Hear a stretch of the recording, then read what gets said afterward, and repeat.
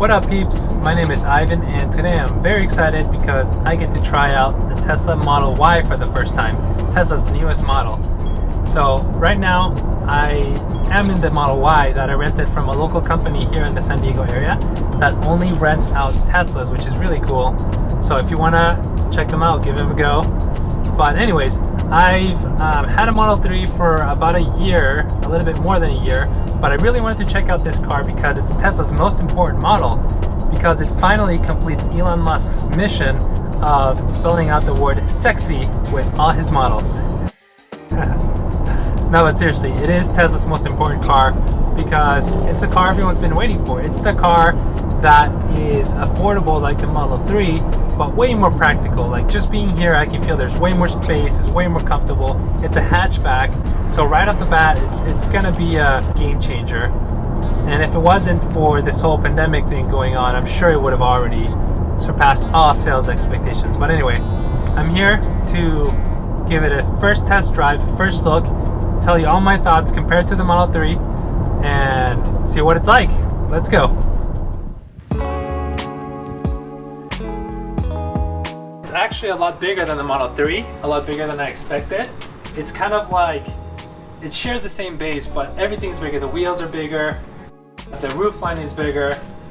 Everything about it is bigger by about 10% pretty much. That was Elon Musk's goal when he designed this, but at the same time he wanted it to share 75% of the same parts as the Model 3 to reduce the cost. So you'll see everything here basically is the same, nothing that new unfortunately, except for the size. However, I think it's stunning how well of a job Tesla did in keeping the main elements of the Model 3 and the Model Y and not making it just look overstretched and ugly like a lot of other companies do when they turn a sports car into a crossover or SUV. And I commend Tesla for going full chrome delete on the full car. It just looks so badass, except for the logos. That would have been cool.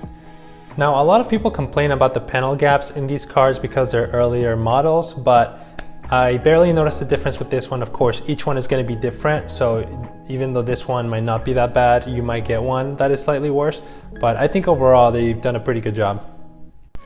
What does bother me a little bit more is these stilts that they used for the front seats, just so that they could use the same seats as the Model 3 but elevate them. I guess it kind of makes sense from a cost perspective, but it looks kind of cheap and improvised. And there's also a slight defect on this seat. All right, so now I'm gonna show you the front seating position, which is honestly probably the main reason why you would want this car over the 3, or one of the main reasons. So it's so easy to get into. I don't know how I would compare it, but with the 3 you have to obviously go down. It's a much lower car. This is like elevated, like I said, this is on stilts, and your legs are just kind of extended and you almost feel like you're laying down because the floor is so close to where the seat is. So it's kind of uncomfortable. You get used to it and it's definitely like you can live with it, but you can tell that they had to make a lot of arrangements to fit the battery under the floor and then make the car aerodynamic, make it low and make it compact. So this is miles different, honestly. I feel way more comfortable here because my legs are just in a natural position, and even getting in here, this door seal is just way bigger than the Model 3, so you don't even have to like slouch or anything. It's so natural to just get out. This alone, I think I would want to pay more for a car like this. So now let's talk about the other main reason why you would want this car. So if you have a family or you take long trips or both, the Model 3 is actually really uncomfortable in the back in my opinion, especially being 6'2". I find it unbearable for even 30-minute to 1-hour trips, just because first of all you have to get down so low and the door opening on the 3 is so tiny that you kind of like have to maneuver and you might hit your head. This one is still not great in my opinion, but it's miles better than the 3, so at least you can like not go way down. At least your legs are kind of in a comfortable position. You just go back here, and I have the driver's seat in the position that I would use it as a driver, and like look how much room I have still, and I can just lean back and not hit my head on the top pillar the way I do in the Model 3, and it's just amazing. It's comfortable. I could sit here for hours, honestly. I mean, not that I would want to, but it would be doable if I wanted to be here for a few hours. And the other cool thing is that the seats actually recline, so it's in a reclined position right now. I just pull here and it's like electric. So now the default is a little bit more forward. So you want to sit more forward here, and then I just pull it back and it reclines that much. And like honestly, if you want to take a nap or something, it makes such a huge difference. It's kind of like the same level of incline as you would get in an airplane seat, which obviously is not a lot, but it does make a difference. If you've traveled and you've had to sleep on the plane, you know that you'd rather be on the incline. Even if it's not a lot, then no incline at all. So here we go. So comfortable. Highly recommended for families and long trips. Way better. Something that has surprised me from the beginning about the Model 3 is how deep the trunk space goes. But the biggest difference between the Model Y is obviously because it's higher and it's a hatchback. It has way more vertical space. It's easier to load stuff into it, especially if you have something bulky or awkward like a bike or a surfboard or something like that. That definitely would have a very hard time fitting into the Model 3. Oh, and the secret compartments on this car also do not disappoint. The front trunk surprisingly wasn't that much bigger than the Model 3, but keep in mind this is a dual motor. It's crazy to think that most Autopilot hardware is about 4 years old, so since 2016 at this point. The main difference now is that the computer that comes standard is capable of full self-driving. However, if you want any special tricks like moving the car with your phone, you do have to pay $8,000 now for the full self-driving capabilities, and that includes features that are not yet available this time but will be with a software update. However, now all you can do is move your car with your phone forwards and backwards, or have it come to you in a parking lot. However, you have to make sure that the conditions are right and that you're not being reckless, because this is definitely not 100% refined process yet. So you have to use it more of a party trick, which I know is kind of disappointing. It's not too practical, but it's still really cool.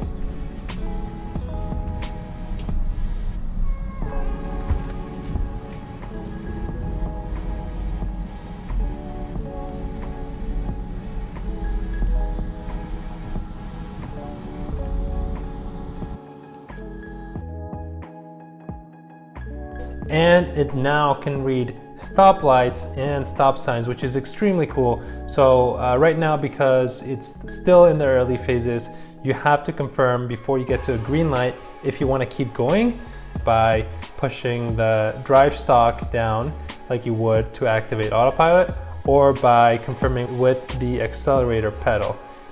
On the other hand, when you do come to a red light, the car will stop automatically, and it'll let you know that it is doing so that you don't just blindly trust it to do the right thing. It'll always tell you. I think Tesla has done a superb job of communicating with the driver. So with the Model Y, you're also able to take advantage of the latest in supercharging technology from Tesla. Older generations of Teslas are not able to charge at the full 250 kilowatt hour capacity that new superchargers are able to. And what this basically means is that the 0 to 80% charge rate on the highest capacity superchargers will be about 20 minutes, give or take a few minutes, depending on conditions. But there's still not a lot of those, as far as my experience, at least in Southern California. They seem to be few and far between. Most superchargers seem to be about half that. Some are even 70 kilowatt hours, which is annoying. It's still really fast, but compared to a 250 kilowatt hour supercharger, it's going to be noticeably slower. So I just wish there were more, but Tesla takes care of upgrading all these gradually. So just be patient, and most of the time you're going to be charging at home anyways. It's still good to know that if you're in a hurry, you can look for that 250 kilowatt hour supercharger and be set in just a few minutes. They also keep adding more and more games, which I stopped knowing what to do with. So I just stick with chess in 2048. Sadly, Tesla now makes you get a subscription for about $10 a month to use streaming services while not on Wi-Fi, but you can still use your car as a home theater if you hook up to your home Wi-Fi. And special shout out to my favorite feature. If you have bowel issues like me, you can use fart mode to joke around with your friends and cover up your real farts. So it seems that the Model Y is the perfect TV. It's practical, it's fun, it's eco-friendly, it's affordable. What more could you want? And just look at it. Looks freaking amazing.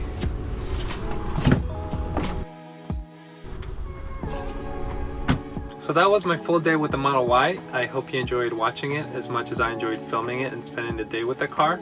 If you have any questions or comments, feel free to leave them down below, and I promise to answer anything that's posted on this video. And if you just want to see more videos like this from me, feel free to subscribe, and that'll let me know if people are interested in more content like this from me. If not, then